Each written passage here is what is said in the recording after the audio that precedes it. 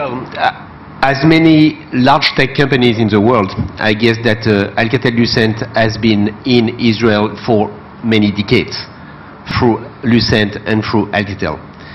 But what is new, I guess, today is that the reasons why we came to Israel are now, let's say, making Israel an interesting country for all the industries.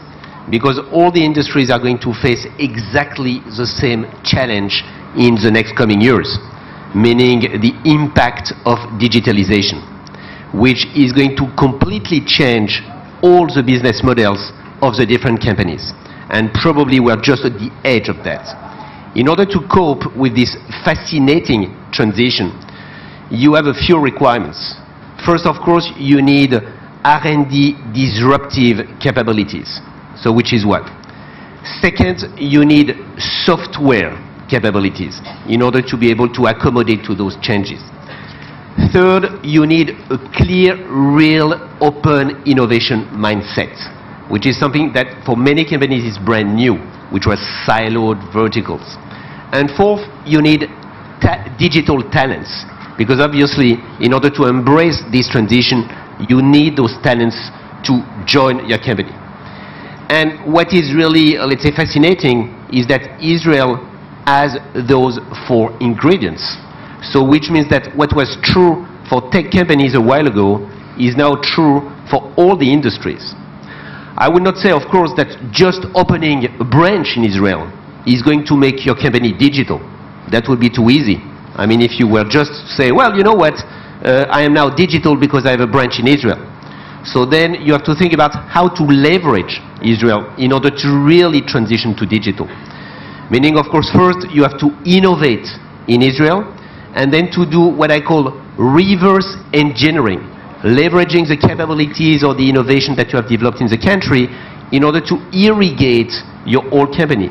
That's what we have done recently in this country. When I joined Alcatel-Lucent, we opened a startup in the country, an internal startup within Alcatel-Lucent called Cloudband, which is in what we call network virtualization, which is now a 100 people company in the country. But what is more fascinating is that what used to be just a startup in Israel now has been reverse takeover within the group, is irrigating the group, and we are doing a kind of reverse takeover of Alcatel-Lucent by the Israeli startup, because that is really at the heart of the transition of our industry. So that's one. Second, you have also to have the right balance in between what you do in the different countries in which you do operate. And more recently, last time I came to Israel, I announced that we were opening a branch of our Bell Labs R&D research arm, which is extremely well known in the industry. We have hosted more than 8 Nobel Prizes. Many Israelis worked at, let's say, Bell Labs in the past, and so we opened that a few months ago.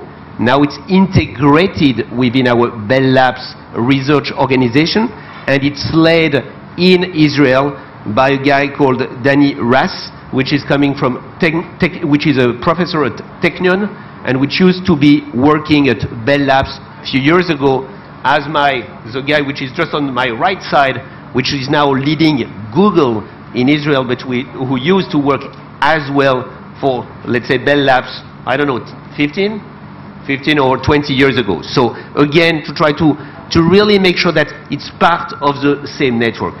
Last piece that we have done, so on one side, create our own organizations.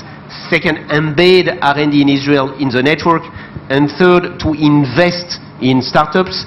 I was very proud this morning because we just announced the birth of our first company in cybersecurity, which we did with a company called Team 8, which has been created with the best of the unit 8200 that most of you know in this room. And so we have, let's say, presented this morning our first company, which is the outcome of this, and we'll announce, let's say, the second one in a few months from now. So as you see, it's not just about having a branch, it's really making sure that it's part of the full transition of your company in order to be successful. But why do it in Israel rather than Silicon Valley?